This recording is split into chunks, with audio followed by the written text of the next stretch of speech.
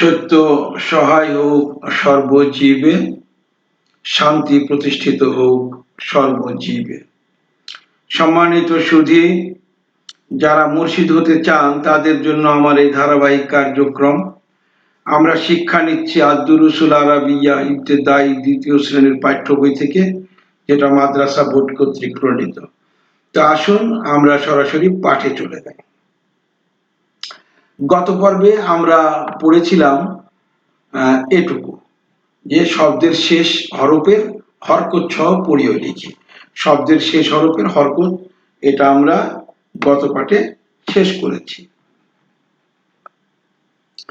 তো এখন আমরা যেটা যে পাঠটি পরিবেশন করব সেটা হচ্ছে আকরাউ ও আক্তুবু, পড়ি এবং লিখি। তো এইটুকু আমরা পড়বো এবং এটা আমরা হাতে লিখবো, যাতে আমাদের হাতের লেখাটা একটু সুন্দর হয়। সেই সাথে আমরা এখানে কি বুঝবো?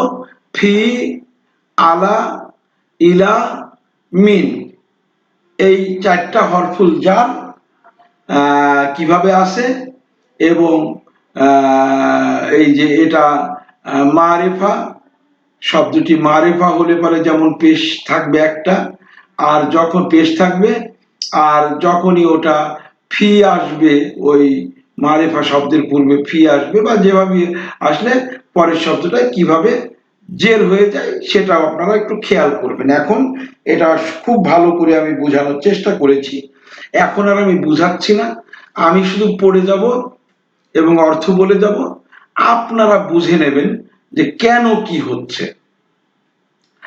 আত-তালিবু ফিল মাদ্রাসাতি, আত-তালিবু ছাত্রটি, ফি মধ্যে আল মাদ্রাসাতি, এখানে কেন পেশ হলো?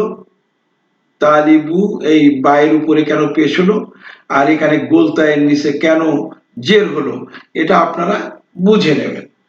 তো আত-তালিবু মানে ছাত্রটি, ফি মানে মধ্যে, আল মাদ্রাসাতি মানে বিদ্যালয়ে। এটা কি হলো? আত-তালিবু ফিল মাদ্রাসাতি, ছাত্রটি বিদ্যালয়ের মধ্যে আছে বা বিদ্যালয়ে আছে বা বিদ্যালয়ে। আইনা তাজিরু, বুঝে নেবেন কেন এখানে পেশ হলো, আমি আর বুঝাবো না এটা। আইনা তাজিরু, আইনা মানে কোথায়, তাজিরু মানে ব্যবসায়ীটি। তো ব্যবসায়ীটি কোথায়? হুয়া ফিদ দুক্কানি, হুয়া ফিদ দুক্কানি।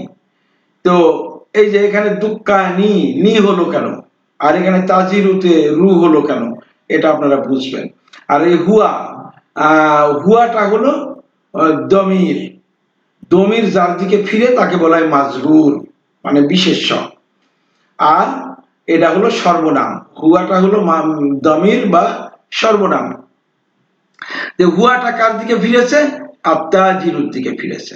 তাহলে আত-তাজিরু হচ্ছে মাজরুর, আর হুয়া হচ্ছে দামির।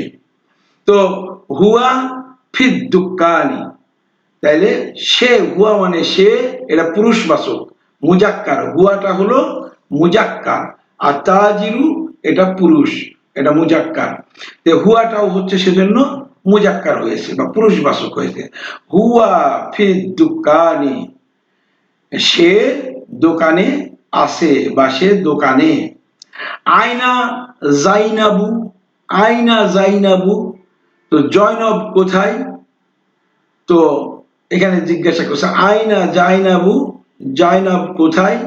হিয়া ফিল গুরফাতি, এখানে হিয়া হলো কেন? কেননা এর এই মাজরুরটা হচ্ছে মুয়ান্নাস, জাইনাব, জয়নব হলো স্ত্রীবাচক। যেহেতু জয়নব স্ত্রীবাচক, অতএব তার দমির হবে হচ্ছে স্ত্রীবাচক বা মুয়ান্নাস হবে, তাই এখানে হুয়া না হয়ে হিয়া হয়েছে। হুয়া হচ্ছে পুরুষবাচক, হিয়া হলো স্ত্রীবাচক, দুইটার অর্থই সে বা তিনি। পুরুষের জন্য হুয়া, স্ত্রীর জন্য হিয়া। পুরুষকে বলা হয় মুজাক্কার, স্ত্রীকে বলা হয় মুয়ান্নাস। তো এই দমিরটা ফিরেছে জাইনাবুর দিকে, তাই জাইনাবু হচ্ছে মাজরুর, আর হিয়া হচ্ছে দামির।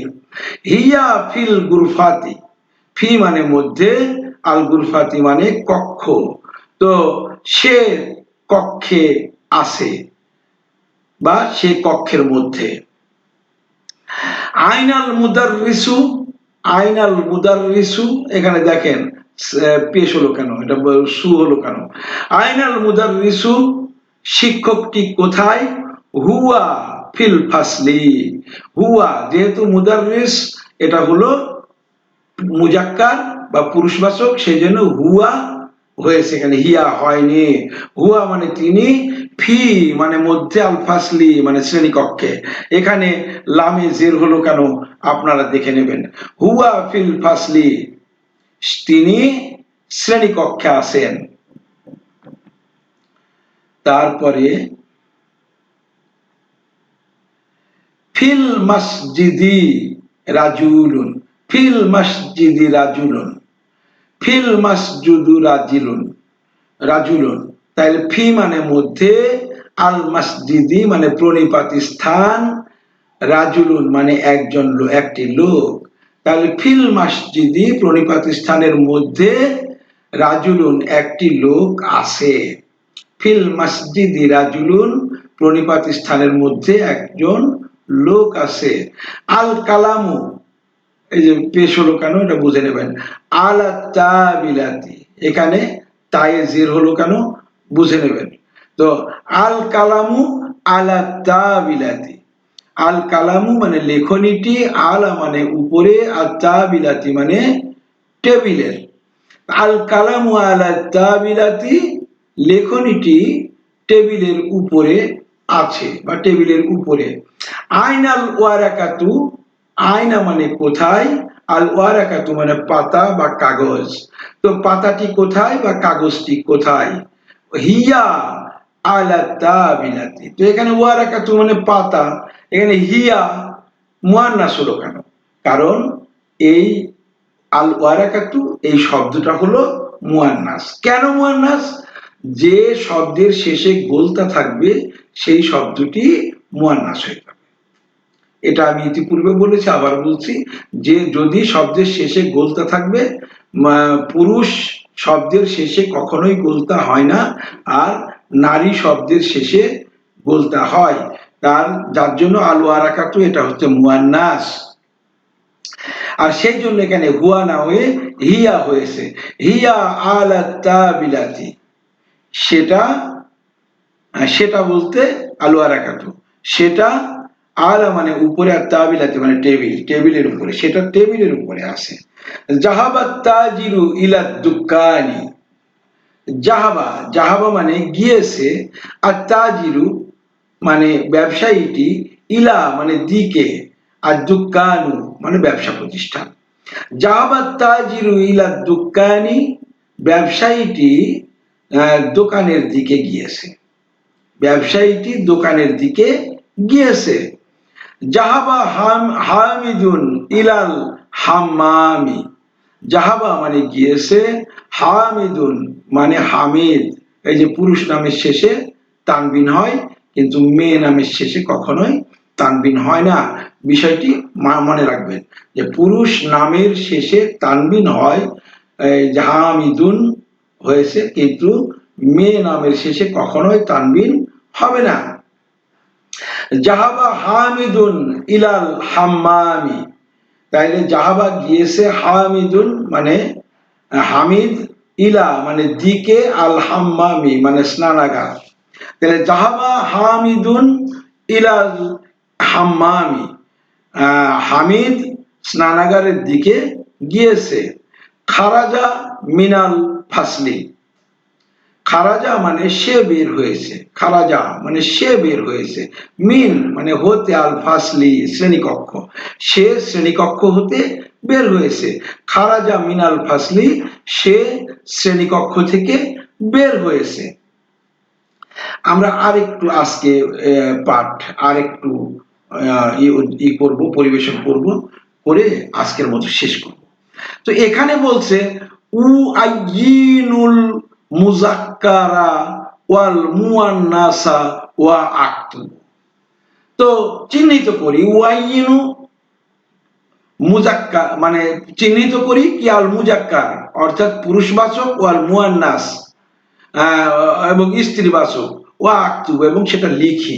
পুরুষ ও স্ত্রীবাচক শব্দ চিহ্নিত করি ও লিখি। তো আগেই বলেছি যে পুরুষ নামের শেষে তানবিন হয় কিন্তু মেয়ে নামের শেষে তানবিন হয় না। এটা মুজাক্কার মুয়ান্নাস চেনার একটি পদ্ধতি। আরেকটি পদ্ধতি হচ্ছে যে পুরুষবাচক শব্দর শেষে কখনোই গোলতা হবে না, আর স্ত্রীবাচক শব্দের শেষে অবশ্যই গোলতা থাকতে হবে। অতএব যে শব্দের শেষে গোলতা থাকবে সেটা স্ত্রীবাচক শব্দ এবং যে শব্দের শেষে গোলতা থাকবে না সেটা পুরুষবাচক শব্দ। এর দুটি পদ্ধতি হলো মুজাক্কার এবং মুয়ান্নাস চেনার একটা পদ্ধতি। তো এখানে পুরুষ ও স্ত্রী বাচক শব্দ চিহ্নিত করি ও লিখি। তাহলে এখানে আছে মুহাম্মাদুন। তো মুহাম্মাদুন একটি নাম, এটা পুরুষের নাম যার জন্য এখানে তানবিন হয়েছে। কিন্তু আমিনাতু, এই আমিনাতু লিখতে কিন্তু এটা একটা স্ত্রী বা মুয়ান্নাস নাম, তো যার জন্য এখানে কিন্তু তানবিন হয় নাই এবং এখানে গোলতা আছে।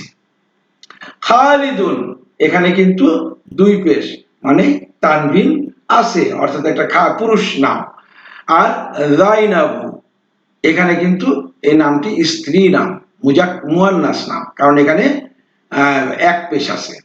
হামিদুন অর্থাৎ এটা অবশ্যই আমাদের চিনে নিতে হবে এটা পুরুষ নাম, এটা মুজাক্কার। হামিদুন কারণ এখানে দুই পেশ আছে, তানবিন আছে। ফাতিমাতু এটা হলো এক পেশ এবং গোলতা আছে, অতএব আমাদের এটা বুঝে নিতে হবে এটা হলো স্ত্রীবাচক শব্দ। ইয়াসিরুন এটা হলো পুরুষবাচক শব্দ কারণ এখানে তানবিন আছে। মারইয়ামু অর্থাৎ এটা স্ত্রীবাচক নাম হলো মারিয়াম, এটা হলো স্ত্রীবাচক মুয়ান্নাস শব্দ।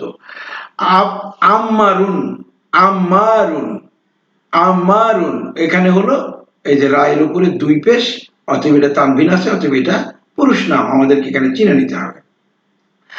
আইশাতু তাহলে এখানে আইশাতুটা অবশ্যই স্ত্রীবাচক বা মুয়ান্নাস, কেননা এর শেষে গোলতা আছে এবং এর উপরে তানবিন না এক পেশ আছে। সাইদুন এটা পুরুষ নাম, এটা মুজাক্কার, এটা পুরুষ নাম কারণ এখানে গোলতা নাই এবং এটা হচ্ছে তানবিন আছে। খাদিজাতু খাদিজাতু এখানে এটা এক মুয়ান্নাস নাম কেননা এর শেষে গোলতাও আছে এবং পেশও আছে। মনে রাখতে হবে যে গোলতা শুধু শুধু গোলতা থাকলেই সেটা হলো স্ত্রীবাচক এবং তানবিন না থেকে খালি পেশ হলে সেটা হলো স্ত্রীবাচক। তো নামের ক্ষেত্রে হচ্ছে পুরুষ নামের শেষে তানবিন হয় না, হয়, এবং স্ত্রী নামের শেষে তানবিন হয় না, এটা প্রথম। আর পুরুষ শব্দের শেষে গোলতা হয় না, স্ত্রী শব্দের শেষে গোলতা হয়। এই দুটি বিষয় আপনাদের সূত্রটা আগে মাথায় রাখতে হবে। আলিয়ুন আলিয়ুন অর্থাৎ এটা দুই পেশ যেহেতু আছে এটা তানবিন আছে, অতএব এটা হলো পুরুষ নাম। সাফিনাতু সাফিয়াতু সাফিয়াতু মানে সাফিয়া, তো এর নামটা সাফিয়া, তো এখানে এক পেশ এবং গোলতা আছে বিধায় এটা একজন মুয়ান্নাস নাম। আব্বাসুন আব্বাসুন এখানে দুই পেশ আছে, তানবিন আছে, অতএব এটা পুরুষ নাম। তাহলে আমরা এখানে কি শিখলাম যে মুজাক্কার মুয়ান্নাস চেনার দুটি পদ্ধতি জানলাম। একটা হলো যে পুরুষ নাম, এই পুরুষ নাম আর পুরুষ শব্দ কিন্তু এক না। তো প্রথমত পুরুষ নামের শেষে তানবিন হয়, কিন্তু তানবিন বলতে দুই জবর দুই জের দুই পেশ তানবিন হয়, কিন্তু স্ত্রী নামের শেষে তানবিন হয় না, আর কথা। আর হরকত কি এক জবর এক জের এক পেশ। আর পুরুষ শব্দের শেষে কখনোই গোলতা থাকবে না, কখনোই না। আর স্ত্রী শব্দের শেষে অবশ্যই গোলতা থাকতে হবে, এই সূত্রটুকু আপনারা মনে রাখবেন। তো আজকের মতো এখানেই পাঠ শেষ করছি। আশা করি আপনারা সুন্দরভাবে পাঠ মুখস্থ করবেন, এই প্রত্যাশা রেখে এখন শেষ করছি। সকলের উপরে শান্তি প্রতিষ্ঠিত হোক, সত্য সহায় হোক সর্বজীবে।